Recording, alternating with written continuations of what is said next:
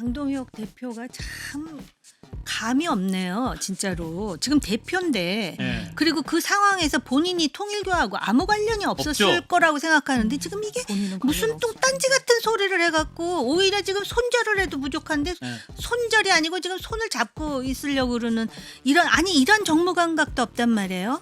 이건 진짜 말도 안 되는 얘기지. 그리고 무슨 당원이 12만 명이 그 안에 있겠어요. 있으면 진짜 문제인 거죠. 예, 박정희의 한판 승부, 한판 브리핑 시간 오마이뉴스의 곽우신 기자와 함께합니다. 어서 오세요. 네, 안녕하세요. 자, 한학자 통일교 총리 오늘 새벽 구속이 됐는데 이제 법원의 영장 발부 이후 증거인멸 우려였죠. 네, 맞습니다. 서울중앙지방법원이 정치자금법 위반 등의 혐의로 한 총재에 대해 청구된 구속영장을 결국 발부했습니다. 그 전날 5시간 정도 이어진 영장실질심사를 받고 서울구치소에서 대기 중이던 한 총재는 바로 정식 입소 절차를 밟았는데요. 특검팀은 한 총재가 3번의 출석 요구에 모두 응하지 않다가 공범으로 적시된 국민의힘 권성동 의원이 구속된 뒤에야 출석을 자진해서 하는 걸 보면 이건 수사에 비협조적이고 또한 증거인멸 우려가 충분하다라면서 구속이 불가피하다 이렇게 주장했다고 하는데요. 결과적으로 법원은 특검팀의 손을 들어줬습니다.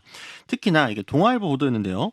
윤영호 전 통일교 세계본부장이 지난 2022년 10월 3일 권성동 의원으로부터 한 총재의 해외 원정 도박 관련 경찰 수사 정보를 들은 뒤에 이 정보를 한 총재와 정 씨에게 보고하고 통일교 직원들을 시켜서 관련 증거인멸을 교사한 것으로 조사됐다고 합니다. 예. 이게 이제 윤 전 본부장 공소장에 적시된 내용인데 한 총재 측에서는 보고를 받은 건 사실이 맞지만 증거인멸을 지시하거나 승낙한 적은 없다고 주장했다고 합니다. 예, 증거인멸 교사 부분 이 부분도 중요하게 법원이 본 것 같은데, 자, 이런 거는 경찰이 그 서부지법 그 법원 폭동 사태 배후 수사와 관련해서 정광훈 씨의 그 사랑제일교회 원로 목사 딸에 대해서도 강제 수사에 착수했는데. 네, 이건 한국일보 보도였습니다. 서울경찰청 안보수사과가 정광훈 목사의 딸인 전한나 씨의 주거지와 사무실을 압수수색했다고 합니다. 예. 정광훈 목사의 이제 가족 측근과 밀접하게 연관된 알뜰폰 통신사 이 퍼스트 모바일을 운영하는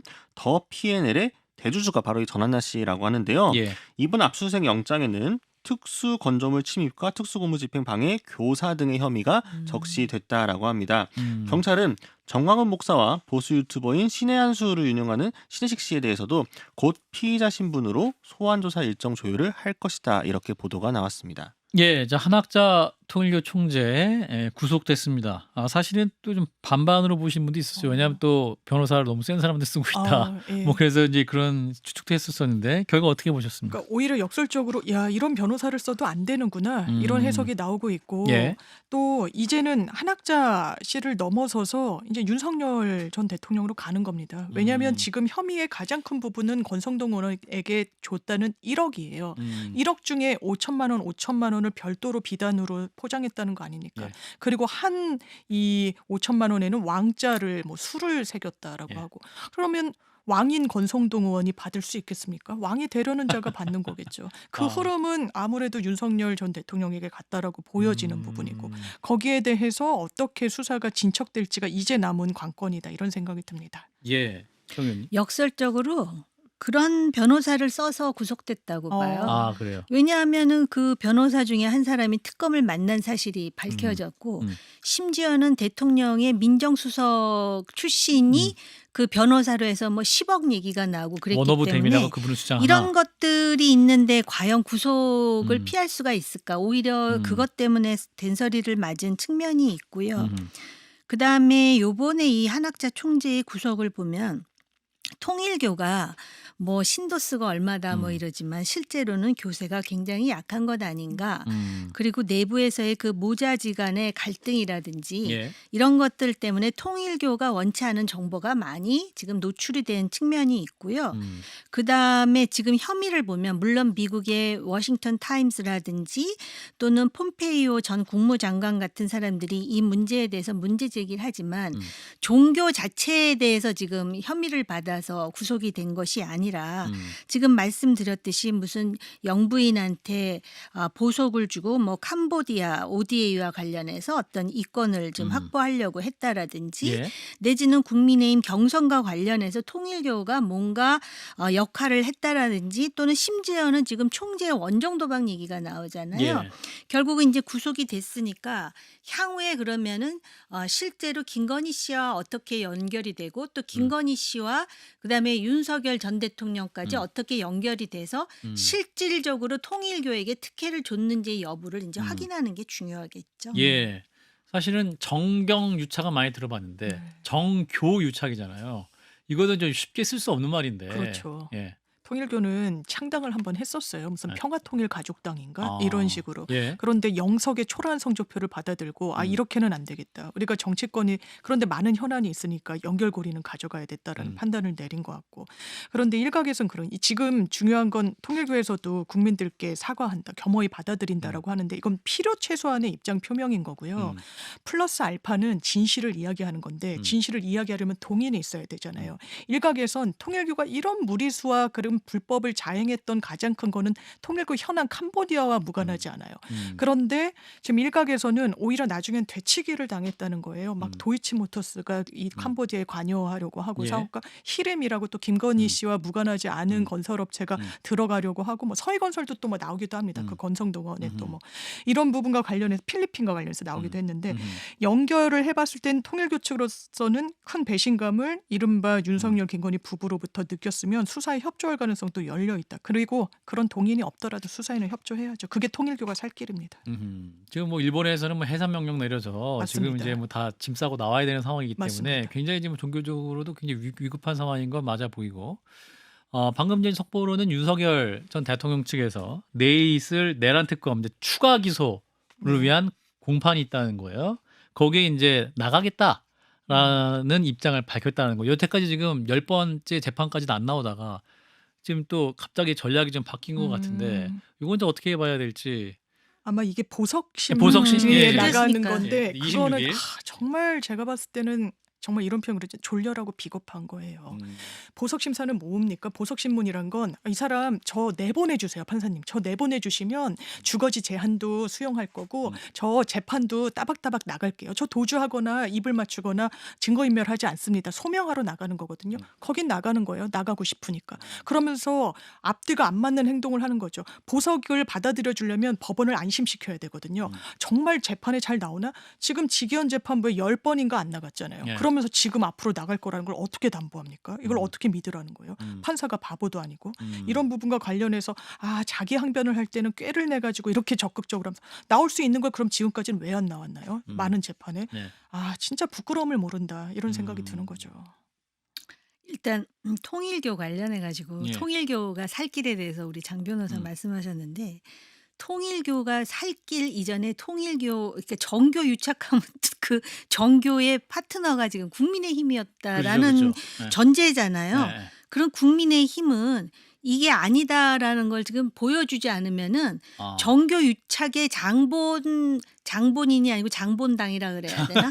아무튼 그때 이건 위헌이거든요. 그죠. 정당 그렇기 해산의 때문에 근거가 될 수도 이거를 있고. 굉장히 진지하고 엄중하게 생각해야 된다라고 보여져요. 예, 예. 그리고 실제로 지금 이렇게 해서 그 국민의힘 보수 정당이 애초부터 이런 그러니까 이런 종교하고 이렇게 밀착되어 있었는지 제가 아니라고 장담할 위치에는 없었지만 이 정도는 아니었다라고 저는 생각을 하는데 분명히 여기에 역할을 한 한두 명이 있잖아요. 지금 권성동 의원 얘기도 나오고 영부인 얘기도 나오고 그렇기 때문에 국민의힘은 이 사태의 엄중함을 생각할 때 상당히 이 부분과 관련해 가지고서는 딱 거리를 두고 이렇게 절연해야 되는데 무슨 뭐 전체 국민이 5천만이면 국민의힘 누적 당원 수가 500만이고 따라서 통일교 교인이 뭐 12만 120만 중에 12만이 들어왔다 이런 얘기를 원내대표가 한다라는 게 지금 사안의 중대성을 모르는가 이렇게 생각이 되고 윤석열 대통령은 전직 대통령이지만 본인을 지지한 그 모태가 되는 정당이 있잖아요. 예. 그리고 자기가 한 행동과 그다음에 그 실망한 지지자를 생각하면 네. 지금 장 변호사가 지적하신 그런 지적을 들으면 안 되는 거죠. 우리 곽우신 기자도 네. 일단 국민의힘. 오늘 저기 장동혁 대표가 네. 김문수 전 후보랑 오찬하고 나서 이제 기자들하고 백그라운드 브리핑 잠깐 했는데 아, 그래요? 이 브리핑에서 한학자 총재 이 얘기가 나왔거든요. 예. 근데 오늘 뭐라고 했냐면은 이건 특검의 정치 공작으로 보인다고 한다면서 이 공세의 종교 탄압에 대해서 매우 유감스럽다라고 입장을 표명을 했습니다. 이걸 보게 되면은 통일교하고 뭔가 손절을 해야 되는데 왜 손절을 못 하고 마치 국민의힘이 통일교를 좀 지켜줘야 하는 듯한 뉘앙스로 나가게 되잖아요. 대표의 메시지 자체가.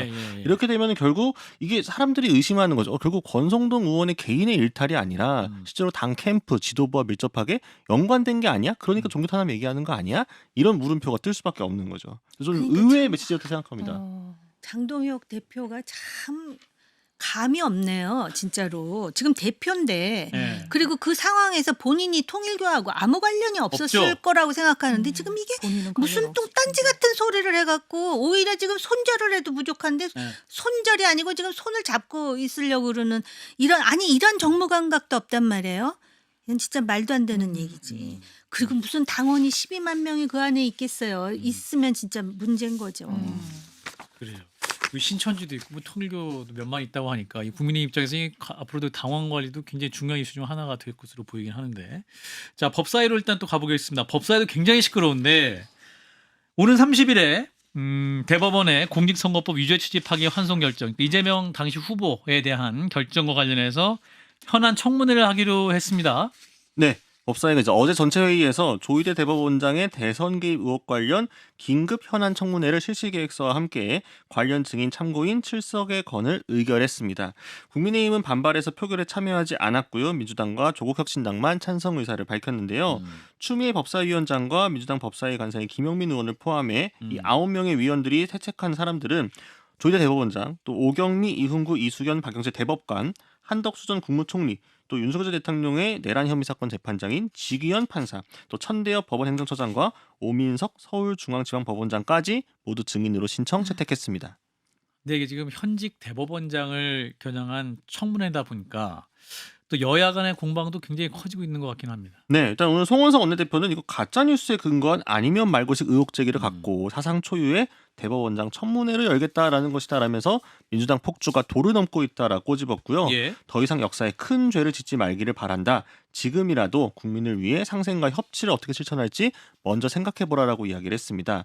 반면에 법사위 간사인 김용민 의원 오늘 BBS 라디오에서 국회 법에 특정 사안에 질문하기 위해 대법원장, 헌재소장, 중앙선거관리위원장 다 부를 수 있다라면서 명시적으로 돼 있기 때문에 마치 큰 잘못이거나 삼권분립 위반을 한 건 아니다라고 강조했고요. 이성윤 의원은 오늘 SBS 라디오에서 만약 조 대법원장이 청문회에 불출석할 경우 탄핵 소추를 추진할 것인지 질문이 나오자 대법원장도 헌법과 법률을 위반했다면 탄핵을 해야 할 것이다라고 했고요. 만약 불출석을 한다면 탄핵 마일리지를 쌓아간다는 것이다 이렇게 경고하기도 했습니다. 예, 그럼 이제 민주당에서 그러니까 법사위에서 한다는 것은 이제 조희대 대법원장의 파기환송 결정, 재판한 격에서 왜 그렇게 재판했어 이렇게 묻는다는 거 아니에요. 네.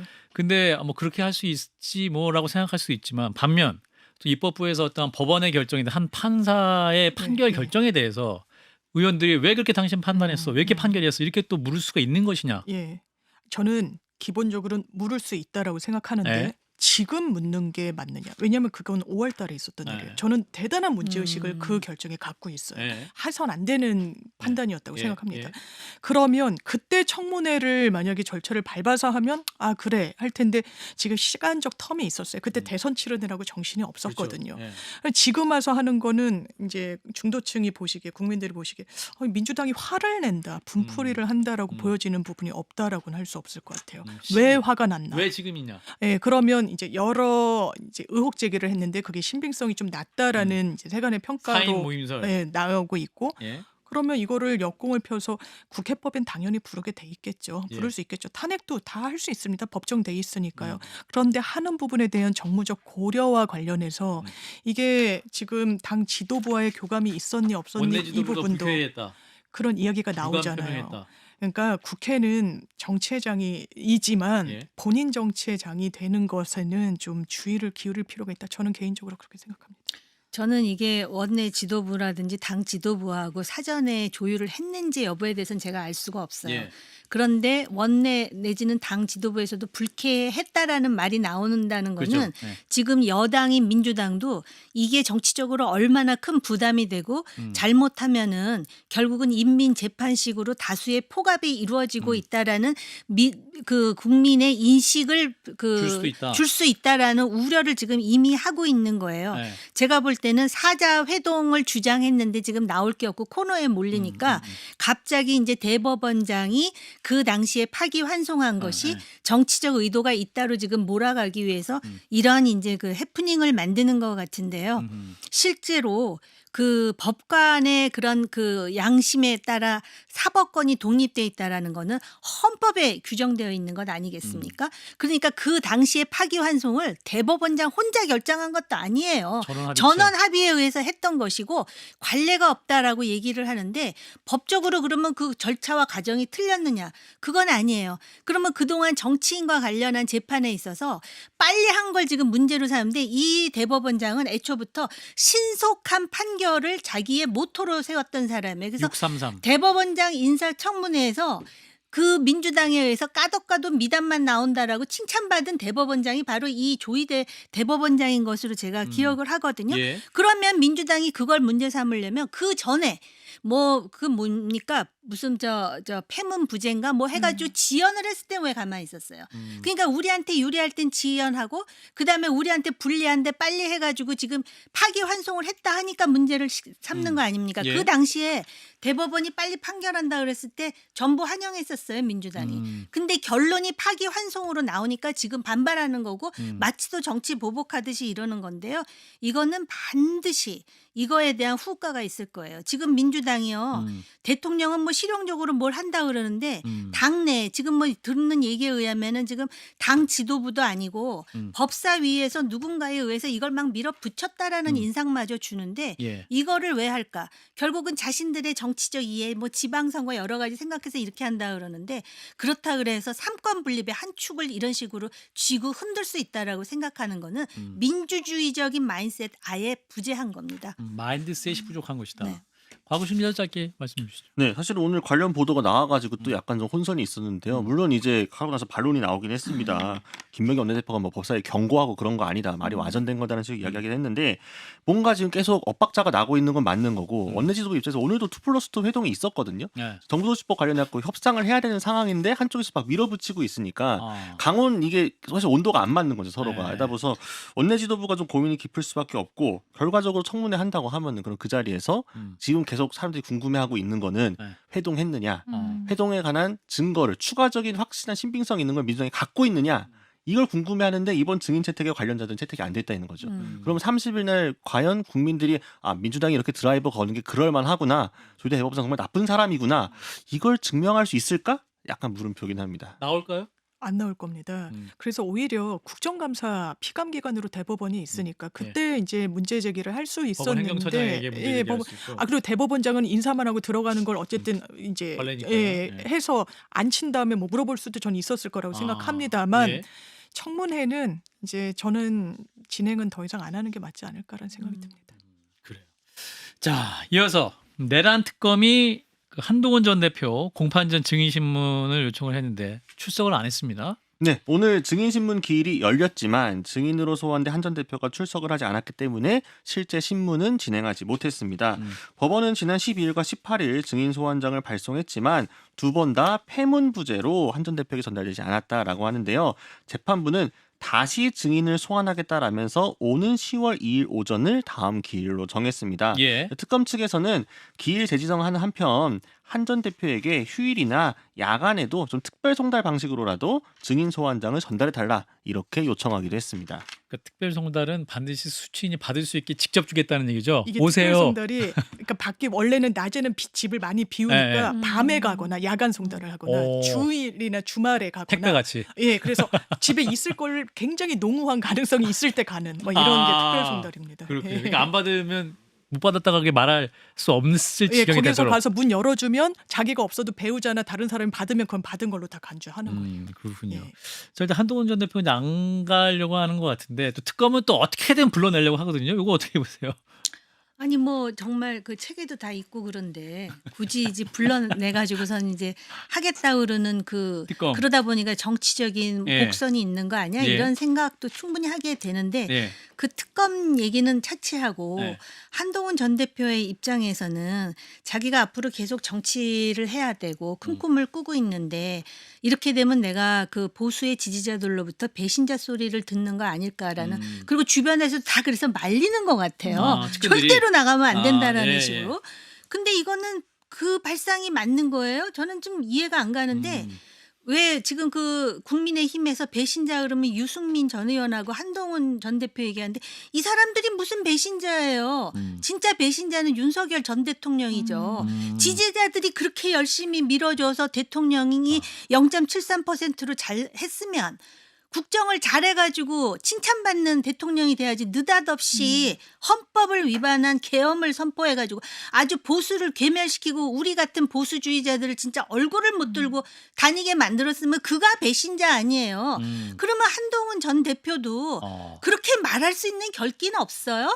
굳이 오래면 이제 그다음에 구인이에요? 이 다음 절차는? 예, 구인할 수도. 그러면 강제 가가지고 구인. 그 당시 상황이 이랬다. 오히려 지금 보수 정당을 지금 그 정청래를 포함해가지고 뭐 통일교 그다음에 계엄으로 엮어갖고 정당 해산시키려고 그러는데 예. 나 한동훈이가 막았어라는 것이 오히려 그 반전의 드라마를 쓸 수 있고 그리고 그렇게 욕하고 비난하는 그 강성 짠물 우파 지지자들에 대해서 나가서 얼굴 내밀고 그 설득하겠다라고 정말 정말 사자오를 토할 용기가 없어요. 결기. 그러니까 음. 너무 흥분했네. 어유 오늘 정욱 의원님이 랩을 하시는 것 어우, 같았어요. 너무 어우, 공감이 돼서요. 예. 아, 진짜로. 예, 감동한 얼굴입니다. 이 감동을 실제로 너무 많이 했습니다. 아니 저는 한동훈 대표가 말씀대로 결기, 용기, 미움받을 용기가 없어요. 그러니까 정치인은 이게 잘못됐든 잘됐든 자기 신념을 갖고 일단 그 길을 뚜벅뚜벅 걸어야 그게 그 지도자다. 결과물로 보는 건데 막 요리 재고 조리 재고 안 나가고 배신자로 나가면 내가 찍히겠지. 저 그 두려움도 10분 이해해요. 아니 그 그렇겠죠. 사람들은 끝까지 예. 배신자라 그럴 사람이에요. 어, 유승민 뭘 전 해도. 의원에 대해서 제가 한 말 이 사람 배신자 아니에요. 예, 예. 음. 그러니까요. 자, 우리 광우신 기자님. 낄끼 빠빠라고 하죠. 낄 때 끼고 빠질 때 빠져야 되는데 예. 한동훈 대표가 그걸 잘 못하는 게 아닌가. 일단 깰 때예요? 그러니까 지금 그러니까 만약에 전당대회 성적이 좋았다면은 네. 한동훈 전 대표가 이번에 나갔을 텐데 그게 아. 좀 안 되다 보니까 예, 예. 워낙 당내 입지가 좁은 게 증명되고 복고 또 지금 사실 친한 게 결속력도 약화된 상황이기 때문에 본인 입장에서 많이 고민이 될 수밖에 없을 것이다. 다만 모르겠습니다. 큰 정치를 할 거라면은 계속 보여줬던 결기를 보여주는 게 맞지 않나 저도 그렇게 생각하긴 합니다. 자, 대통령의 유엔 총회 연설 짧게 전해 주실까요? 예. 네. 이번 기조 연설은요. 민주 대한민국의 복귀를 선언할 거라고 합니다. 오늘 밤 늦게나 내일 새벽에 있을 건데 비상계엄을 빠르게 극복했음을 공식 선언하면서 국제사회 신뢰를 제고하겠다라는 거고 더불어서 아무래도 역시 북한의 대화를 촉구하는 평화 메시지도 있지 않겠느냐 이렇게 많이 예상하고 있습니다. 예. 자, 또 이 부분은 우리 정욱 의원님이 또 국제통이시니까 네. 조언해 주시면. 뭐 그 유엔 총회 연설이 인상적이었으면 좋겠어요. 그래서 동결한 후에 그 해체하자고 대통령은 제안하지만 지금 그게 안 먹히는 분위기거든요. 그렇죠. 그렇다면 대통령이 연설 내용을 좀 바꿔야 되지 않을까 그렇게 생각이 들어요. 그렇군요. 현재 어떤 상황을 좀 담아서. 그러니까 대통령은 가장 합리적인 사고로 너도 좋고 나도 좋고 평화를 이루고 해서 동결하고 그 점진적으로 뭐 이제 스몰 딜로 나가서 빅 딜로 하든지 그런데 어림도 없는 소리 하지 말라고 벌써 한마디 하지 않았습니까? 북쪽에서. 예, 북한에서. 그렇다면 우리 국민의 안전과 생명을 위한 대안이 무엇인지에 대해 고민할 흔적이 여기 유엔 연설에 나와야죠. 오늘 밤에 굉장히 또 바쁠 우리 정부 관계자일 것 같습니다. 자, 일단 오늘 여기까지 하겠습니다. 곽유신 기자였고요. 정 의원님, 장 변호사님 세 분 고맙습니다. 고맙습니다. 감사합니다.